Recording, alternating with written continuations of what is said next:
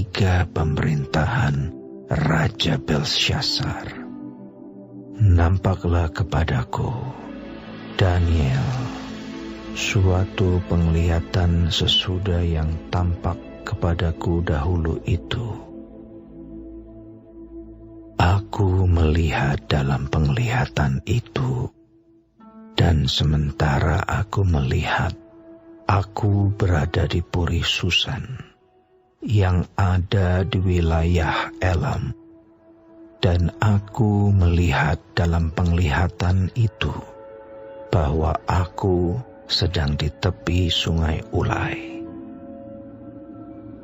Aku mengangkat mukaku dan melihat, tampak seekor domba jantan berdiri di tepi sungai itu. Tanduknya 2 dan kedua tanduk itu tinggi, tetapi yang satu lebih tinggi dari yang lain, dan yang tinggi itu tumbuh terakhir.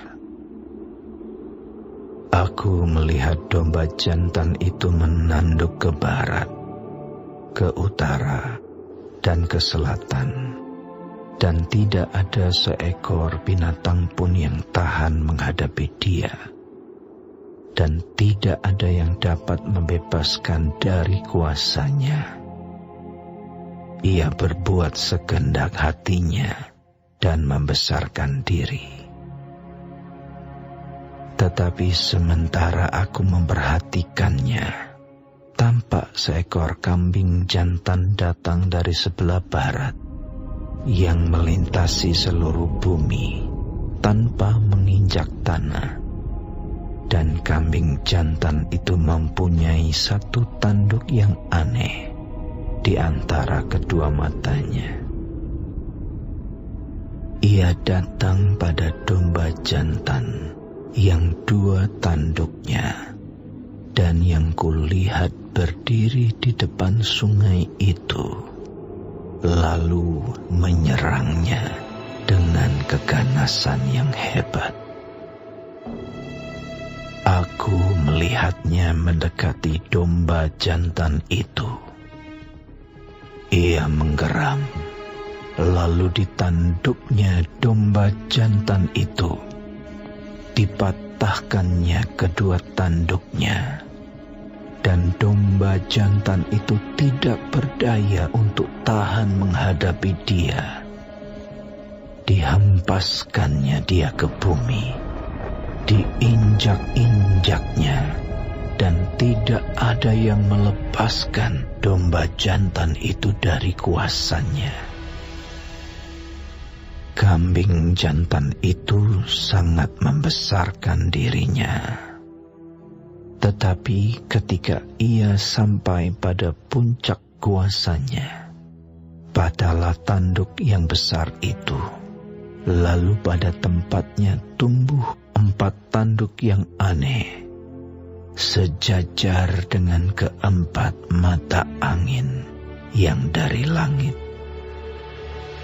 Maka dari satu tanduk itu muncul suatu tanduk kecil yang menjadi sangat besar ke arah selatan, ke arah timur, dan ke arah tanah permai.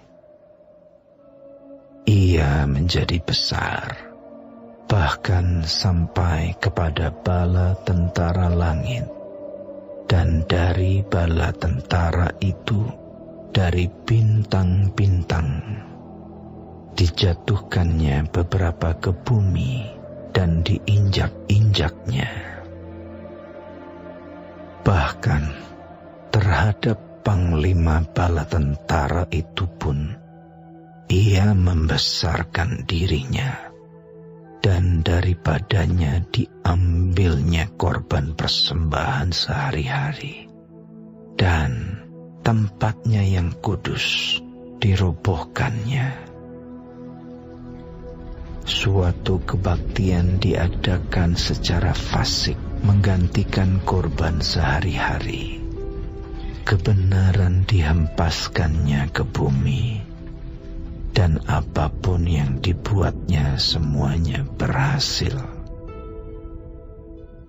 Kemudian Kudengar seorang kudus berbicara, dan seorang kudus lain berkata kepada yang berbicara itu, "Sampai berapa lama berlaku penglihatan ini, yakni korban sehari-hari dan kefasikan yang membinasakan, tempat kudus yang diserahkan dan bala tentara yang diinjak-injak?"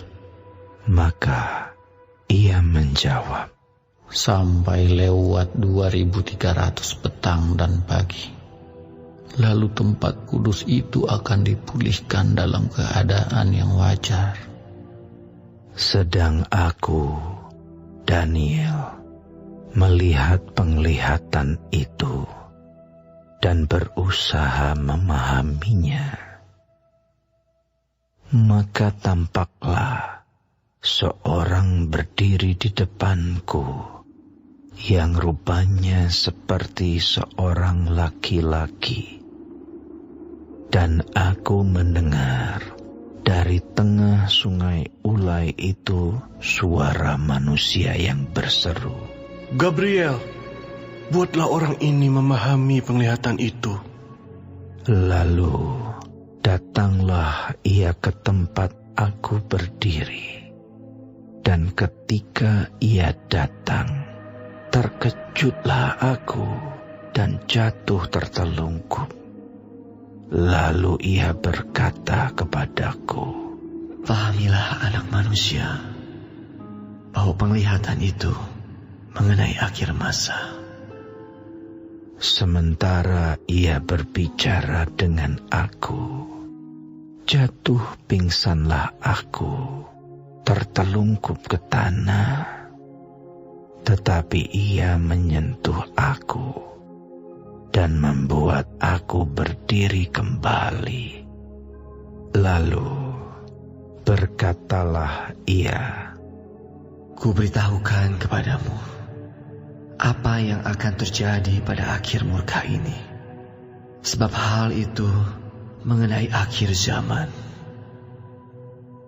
Domba jantan yang kau lihat itu dengan kedua tanduknya ialah raja-raja orang Media dan Persia. Dan kambing jantan yang berbulu kesat itu ialah raja negeri Yunani. Dan tanduk besar yang di antara kedua matanya itu ialah raja yang pertama. Dan bahwa tanduk itu patah, dan pada tempatnya itu muncul 4 buah. Berarti 4 kerajaan akan muncul dari bangsa itu, tetapi tidak sekuat yang terdahulu. Dan pada akhir kerajaan mereka, apabila orang-orang fasik telah penuh kejahatannya, maka akan muncul seorang raja dengan muka yang garang dan yang pandai menipu. Kekuatannya akan menjadi hebat, tetapi tidak sekuat yang terdahulu. Dan ia akan mendatangkan kebinasaan yang mengerikan. Dan apa yang dilakukannya akan berhasil. Orang-orang berkuasa akan dibinasakannya, juga umat orang kudus. Dan oleh karena akalnya, penipuan yang dilakukannya akan berhasil. Ia akan membesarkan dirinya dalam hatinya. Dan dengan tak disangka-sangka, banyak orang akan dibinasakannya. Juga ia akan bangkit melawan raja segala raja. Tetapi tanpa perbuatan tangan manusia, ia akan dihancurkan. Adapun penglihatan tentang petang dan pagi itu, apa yang dikatakan tentang itu adalah benar.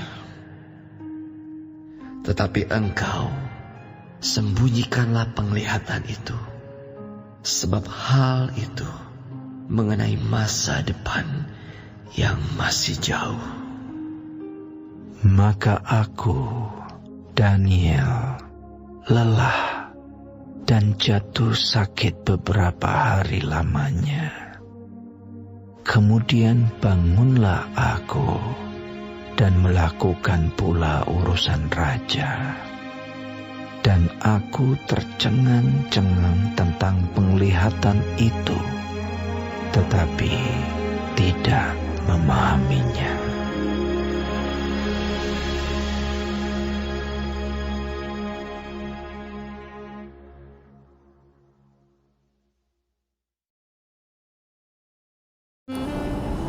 Shalom saudara-saudaraku yang kekasih di dalam Tuhan Yesus Kristus. Puji Tuhan kalau kita masih diberi kesempatan hidup hari ini dan dapat mempelajari firman Tuhan, panduan kehidupan dari kitab Daniel pasal ke-8 mengenai penglihatan Daniel tentang akhir zaman. Tuhan menyampaikan itu untuk Daniel mencatatnya agar bisa dibaca oleh generasi ke generasi, sehingga orang percaya mengerti apa yang terjadi pada akhir zaman. Penglihatan itu mula-mula mengenai domba jantan dan kambing jantan. Daniel sesudah penglihatan itu dia merasa sangat lemas, lelah dan jatuh sakit selama beberapa hari. Karena penglihatan itu begitu memberatkan hatinya. Tuhan menyatakan kepada Daniel bahwa kerajaan-kerajaan akan silih berganti, akan pecah, tidak ada yang kekal kekuatannya. Akan muncul raja yang garang yang membinasakan banyak orang, termasuk umat Tuhan. Ini adalah penderitaan hebat bagi orang percaya. Namun kekuasaan raja yang jahat itu akan sementara saja berlangsung dan ia juga akan dihancurkan. Malaikat Gabriel diutus Tuhan untuk menjelaskannya kepada Daniel, walaupun Daniel tidak dapat memahami penglihatan itu secara utuh. Tetapi Daniel diberi tugas mencatat nubuatan ini untuk generasi berikutnya, sehingga orang percaya kepada Tuhan bisa yakin bahwa kekuasaan jahat itu yang berusaha menghancurkan hidup orang beriman, semuanya ada di dalam kendali otoritas Tuhan. Pada waktunya akan dihancurkan dan Tuhan akan memerintah sempurna, raja di atas segala raja dan kekal. Kisah orang beriman yang mengalami penindasan, disingkirkan karena iman, itu sudah berlangsung dari abad ke abad. Mungkin saat ini juga kalau saudara membaca berita, saudara mendengar, melihat bahwa banyak penderitaan orang percaya, dibunuh, dikucilkan, dihambat, dilarang beribadah, dan lain-lain. Tapi melalui tulisan dan penglihatan Daniel kita tahu bahwa hal itu memang akan terjadi. Tetapi penghiburan kita bahwa Tuhan pemegang otoritas. Kalau kita diizinkan mengalami penindasan karena iman kita tahu bahwa Tuhan tetap memegang kendali. Hidup dan mati orang percaya ada di dalam tangan Tuhan, dan semuanya akan menjadi kebaikan bagi umatnya dan kemuliaan bagi nama Tuhan. Binatang yang terlihat dalam penglihatan Daniel adalah domba jantan bertanduk dua, dan selanjutnya adalah kambing jantan. Ini melambangkan pemerintahan yang sombong, yang congkak dari orang-orang kafir. Tuhan akan menumpas kekafiran, kelaliman, dan kebejatan moral. Karena Tuhan adalah penguasa tunggal, firman Tuhan menunjukkan bahwa kuasa dan penggenapan firman Tuhan dalam sejarah manusia akan tiba pada waktunya Tuhan. Penguasa yang jahat, lalim, dan sombong, yang meninggikan diri akan dihancurkan. Sebaliknya orang-orang yang mau merendahkan diri, mau dipakai Tuhan menjadi alatnya Tuhan, akan diberkati, akan ditolong Tuhan supaya bisa menjadi berkat bagi banyak orang, khususnya bagi umat Tuhan. Kita akan mempelajari itu di dalam kehidupan Raja Koreshi. Jadi saudara-saudara, seharusnya kita semakin merendahkan diri, jangan sombong, karena tahu bahwa hanya Tuhan pemegang otoritas. Apapun yang terjadi di dalam hidup kita, kita harus tahu bahwa hidup ini dari Tuhan dan untuk kemuliaan Tuhan. kuat di dalam Tuhan, berdiri teguh. Tuhan Yesus memberkati. Amin.